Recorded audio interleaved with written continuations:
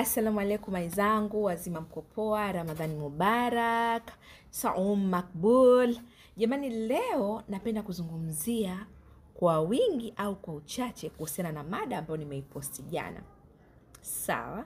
Jana nimeposti mada ya kuhusiana na namna ya kuweza kumbana dada K akawa badala ya. Kwa nini nimeitoa hiyo mada? Nimeitoa hiyo mada kwa sababu sisi wanawake tunapitia situation nyingi sana, na niliwaahidi kwamba leo nitatoa sababu ya kwa nini nasema hii dawa inasaidia. Tunapitia situation nyingi sana, sawa? Kuna siku ambazo tunaamka tuko sawa na dada K naye anakuwa yuko. Kuna siku ambazo tunaamka tuko na fulana na dada K naye anakuwa. Kuna siku tunaamka yani uko na ile ujielewi kwamba uko sawa au hauko sawa, alafu dada K naye anakuwa yuko, yani na yeye anakuwa yuko sawa au hayuko sawa.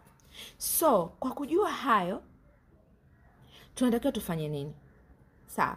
Na kuna zile siku ambazo ndo umepata mimba yako miezi 9, umejaliwa kwenda kujifungua. Jamani, uterus inatanuka, iwe umezaa kwa kisu au hukuzaa kwa kisu. Ile ni njia tu. Kile mtu anakuambia ukijifungua kule kwa dada K kuna tanuka. Kipenzi, dada K yupo hivi.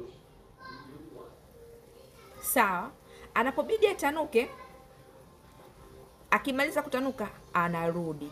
Sawa, lakini kwenye uzazi anarudi pole pole mpaka afikie kuwa sawa.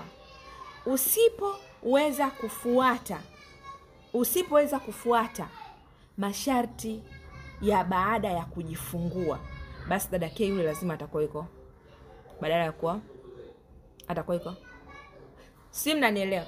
Jamani, wote nyinyi watu wazima na naamini mnaelewa. Sina haja ya kuongea sana maneno ambayo hayatakiwi kuongelewa. Lakini ninachokisema hapa kwa kifupi, unapotoka kujifungua, zingatia mambo yafuatayo. Kwanza kabisa, ndani ya siku 40, sawa, iwe damu imekata au haikukata, kama dini yetu sisi ya Kiislamu inavyotuamrisha, sawa, kwa 40 usikutane na mwenza wako mpaka utakapomaliza 40 na kuoga 40. Kwa nini? Kuna hekima kubwa sana hapa, sawa? Ndani ya zile siku 40 dada K ndo anajikusanya, anarudi katika hali yake ya kawaida mara baada ya purukushani ya kutoa kile kichwa cha mtoto wako yule mzaa. Kwa kama ndani ya zile siku 40, sawa, wewe siku 30 damu imekata, unauchu kwa sababu wewe mwanamume wako huyo kwamba usipompa hiyo dada K atatoka nje, umpe hiyo dada K lako lilotoka kuzaa atatoka, na usimpe atatoka. Kwa hiyo jua namna nzuri ya kuweza kujilinda wewe na kumlinda dada K mara baada ya kujifungua, kwa sababu cases zimekuwa nyingi sana za mtu kusema kwamba baada ya kujifungua dada K yake hajarudi. Atarudi vipi na wewe hujazingatia yale yote ambayo unaambiwa? Unaona kwamba wewe usipompa mwanamume wako, kwa sababu somo wako akakwambia hivi, mwanamume umpe sio ukiwa na mazazi kondo. Usimpe mwanamume wako kama haujapona. Sawa, una siku 40 za kupona. Ndani ya siku zile 40, vitu gani unatakiwa kuvifanya? Nitakuja na somo jingine la vitu gani ambavyo unatakiwa kuvifanya ili urudi na kuwa katika hali yako ya kawaida kwa haraka. Lakini ndani ya siku 40 ni guarantee kwamba dada K anarudi na kuwa. Si mnanielewa?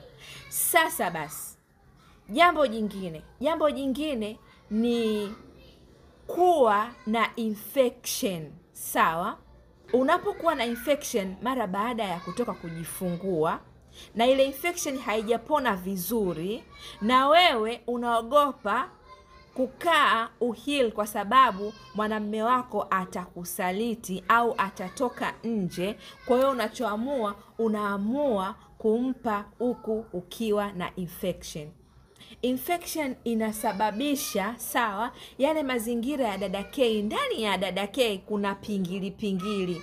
Ukichukua hicho kidole chako kisafishe vizuri, ingiza, utaona kuna pingili. Zile pingili zikiwa zimeshambuliwa na bakteria, ule ute ambao uko ndani ya pingili unaisha. Ukiisha, zile pingili zinasambaratika, yale kama mapingili ya bati yale yanasambaratika. Kwa hiyo badala ya bati lako kuwa kama bati linavyokuwa, linakuwa kama slope, utelezi, inateleza, kitu ambacho sio kizuri, kwa sababu sharti akakabia akiingia awe kama anakwama, wenyewe anakuambia kama anashuka ngazi, yani kama yani kama kuna layer ya kwanza na layer ya pili, lakini sasa sio mtu anaingia iko moja kwa moja. Na msababishi ni nani? Msababishi ni wewe mwenyewe kwa kutokujali afya yako kipindi ambacho unapata infection, iwe baada ya uzazi au ndani ya uzazi au kabla ya uzazi. Sawa? Hiyo inachangia kwa kiasi kikubwa sana dada K kuwa sawa, kwa sababu bakteria wote wale salama wanakuwa wameondoka. Lakini kuna jambo jingine ambalo linasababisha dada K kutokupona au kuwa wazi. Mnajua ni jambo gani?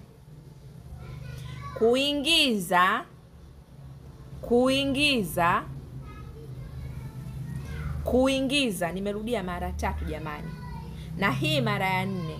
Kuingiza vitu kwa dada K. Sijui umeambiwa kuna alud unaingiza mule ndani. Sijui umeambiwa si kuna kitu gani kinafanya dada K awe nini shabu unaingiza mule ndani. Sijui umeambiwa si kuna kitu gani ukiingiza humo ndani dada K anakuwa unaingiza humo ndani.